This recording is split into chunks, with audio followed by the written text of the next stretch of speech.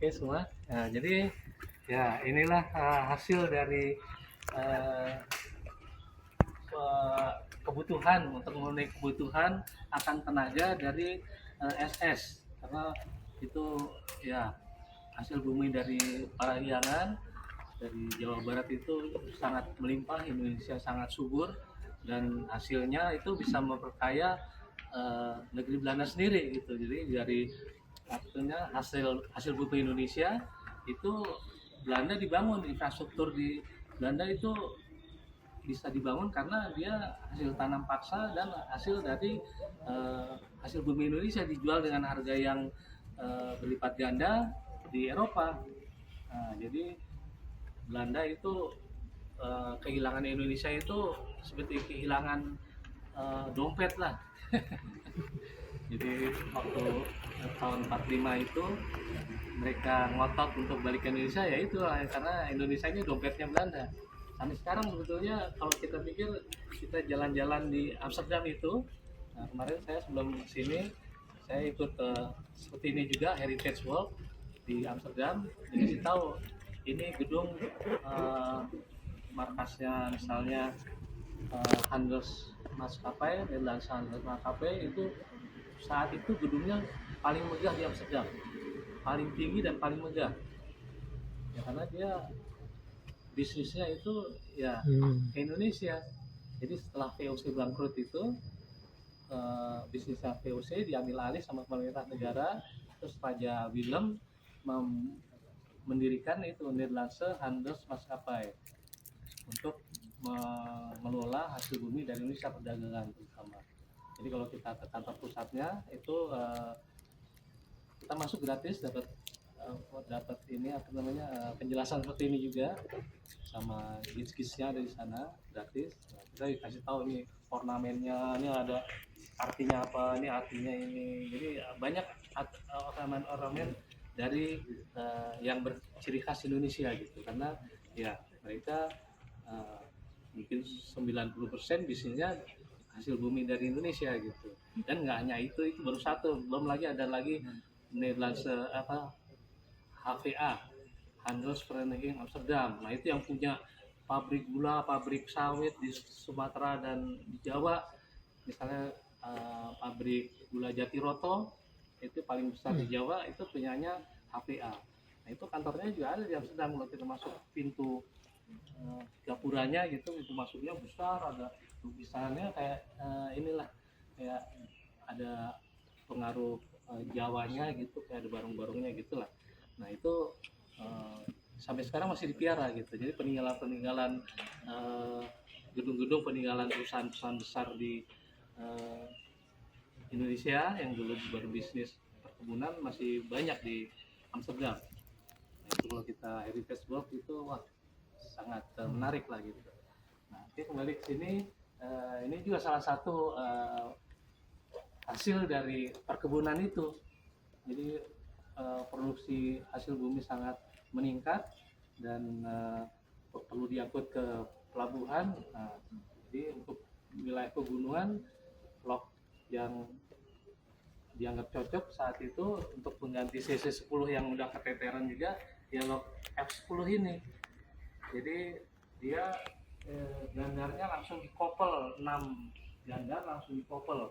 Nah, salah satu kelemahan sistem alet itu ada pipa fleksibel. Nanti saya kasih lihat di CC10 CC50 sana yang suka bocor gitu. Jadi tenaganya walaupun produksi uapnya di ketel itu banyak, cuman dia sering bocor di bagian pipa fleksibel.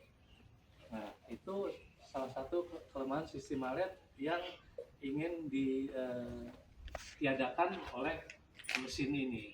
Jadi pertama kali ini lokomotif ini di Eropa itu yang pertama kali bikin pabrik lokomotif di Florisdorf di Austria. Nah, jadi pertama kali diperkenalkan untuk jalur penggunaan di Austria Rebaskur 1435. Susunannya juga seperti ini, 1F belakangnya nggak ada. Jadi di sana sukses. Nah, jadi setelah Direktur NS dengar, oh ini ada lokomotif pegunungan tipe baru, tipe F yang sukses di Austria. Dia pikir-pikir, wah Jawa juga perlu ini, jadi buat saya pesan aja untuk jalur pegunungan di Jawa Barat. Nah akhirnya dia pesan ke pabrik Hanomag di Hannover, dan di sana diterima dengan baik dan dirancang ulang untuk lebar 1067 sama insinyurnya Dr. Erik Metzeltin. Itu insinyur kepalanya yang mendesain F10 versi yang mendesain F1F-nya Austria versi 1067. Nah, jadi hasilnya ya seperti ini. Nah, itu saat itu juga di dunia perkeretaapian itu terutama untuk lebar 1067 itu juga belum ada soroket seperti ini. Jadi ini istilahnya bahasa Belandanya primer gitu. Jadi apa ya bahasa Indonesianya? Ya pokoknya ini sebagai gong pembuka teknologi baru untuk 1067 mm lebar 10-nya. Nah, jadi di majalah-majalah teknis di dunia membahas ini rok F10. Jadi dan dapat tipe nama khusus namanya Javanik karena dia khusus desain untuk Pulau Jawa. Nah, namanya Javanik itu kalau di tipe di Amerika itu kita susunan roda diklasifikasikan, misalnya ini 12 2 itu tipenya Javanik. Ada lagi misalnya 2882, nah itu Malet. Nah jadi mereka punya nama-nama seperti Mogul, Mikado, misalnya D52 itu 28 susunan itunya rodanya itu namanya tipe yang seperti itu namanya Mikado. Nah, jadi itu di dalam dunia perkeretaapian punya nama-nama khusus untuk susunan roda lokomotif uap. Jadi ini juga karena khas itu dinamakan tipe Javanik. Nah, jadi ini tipe Javanik ini terkenal di dunia perkeretaapian terutama lokomotif uap. Nah ini jadi sistem rodanya juga dia karena panjang, kalau dibelokkan itu mengalami kesulitan. Cuman dia sistemnya ada namanya sistem diesel, itu roda-roda depannya bisa bergeser-geser. Nah, dia bisa bergeser-geser sini radial gitu. Ini juga depannya bisa. Jadi ini kalau yang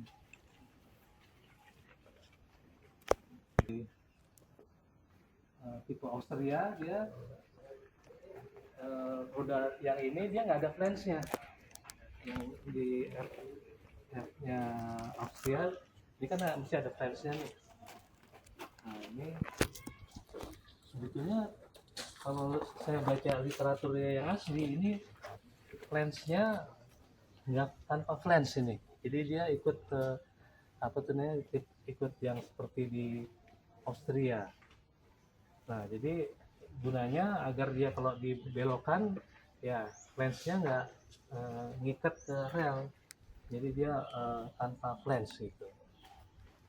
Nah cuman walaupun dia udah tanpa flange, ini juga terjadi setelah 2 bulan beroperasi ada kausan yang luar 50 yang pertama kali atau seri 1200 sampai 01 sampai 1201 sampai 09 ya, itu didatangkan dari American Locomotive Company karena waktu itu pecah Perang Dunia Pertama, pabrik lokomotif di Jerman ya sulit untuk memproduksi sesuai target. Nah, akhirnya dipesan dari Amerika lokomotif DD50, lokomotif Malet yang tenaganya juga termasuk paling besar di seluruh dunia. Jadi untuk lok DD kelas DD ini itu lokomotif uap terbesar di dunia untuk lebar spur 1067. Lebih besar dari itu nggak bisa dibikin karena kan ada profil ruang bebasnya Pak ya. Itu terbatas hanya karena itu. Kalau misalnya lebar spurnya misalnya standar 1435 gitu, nah itu bisa mungkin lokomotif Malet yang seperti Big Boy di Amerika bisa dibeli sama ENS mungkin ya. Jadi apa itu namanya, sebenarnya lokomotif ini tenaganya pas untuk sesuai kebutuhan untuk jalur Jakarta, jalur Priangan, jalur pegunungan Priangan. Cuman karena ya itu rodanya nggak sesuai dengan kondisi radius lingkungan, mengakibatkan keausan yang tidak normal dan ya operasinya menjadi mahal. Jadi cita-citanya mau menghemat biaya operasi, akhirnya ya tekor juga. Dan mereka kalau Belanda tuh sistem apa tuh, kalau nyari untung itu benar-benar diperes gitu. Jadi misalnya orang kerja gitu ya, kalau di Prancis itu pensiun usia 62 Pak. Nah orang Prancis belum lama ini tahun lalu dinaikin usia pensiunnya dari 62 ke 64. Nah itu seluruh negeri itu pada protes semua sama pemerintahnya, bakar-bakaran macam-macam gitu. Heboh lah pokoknya. Nah, sedangkan di Belanda sendiri usia pensiun dinaikkan dari 65 itu udah di atas 64 ya, dari 65 ke 67. Jadi juga dinaikin, di sini juga dinaikin. Ke mana? Ya kalau di Indonesia orang mau pensiun mungkin dia takut kali mikir-mikir. Kalau di sana di Belanda mau pensiun mau senang, waduh saya bentar lagi pensiun bisa menikmati hidup. Jadi di Belanda sekarang usia pensiunnya 67. Nah sedangkan di Prancis 64 itu udah ngamuk-ngamuk rakyatnya. Nah jadi itu salah satu cerita bagaimana efisiennya orang Belanda untuk mengurus keuntungan gitu loh, untuk mencari keuntungan. Makanya Indonesia dikelola sama Belanda dulu, Jawa Barat aja, baru Jawa Barat ini ya hasilnya udah luar biasa gitu. Belum Jawa Tengah, belum Jawa Timur. Jadi negeri kita ini udah benar-benar kata orang Jawa gemah limpah loh jinawi gitu. Itu kus-plus kan tongkat kayu dan batu jadi tanaman. Nah, itu bukan lagu aja tuh, kenyataannya ya, saya pikir seperti itu. Di Belanda mana ada kita nanam gitu tumbuh, harus pakai teknologi. Jadi itulah salah satu apa tuh namanya, mungkin instingnya orang Belanda untuk bekerja secara efisien dan sampai sekarang juga seperti itu. Dan ya ini dinilai udah nggak efisien lagi karena maunya untung, ternyata buntung dengan beberapa kelemahan teknis yang ya udah nggak bisa ditolerir lagi. Akhirnya ini lok F10 ini walaupun kuat namun dipindahkan ke jalur yang radius lengkungnya lebih rendah. Nah jadi SAS memesan lagi lok di 1200 atau DD50 yang tipe pertama. Cuman ada kelemahan lagi, D50 itu mempunyai kelemahan di bar frame-nya. Jadi dia kualitas bajanya kualitas rendah dan sering retak.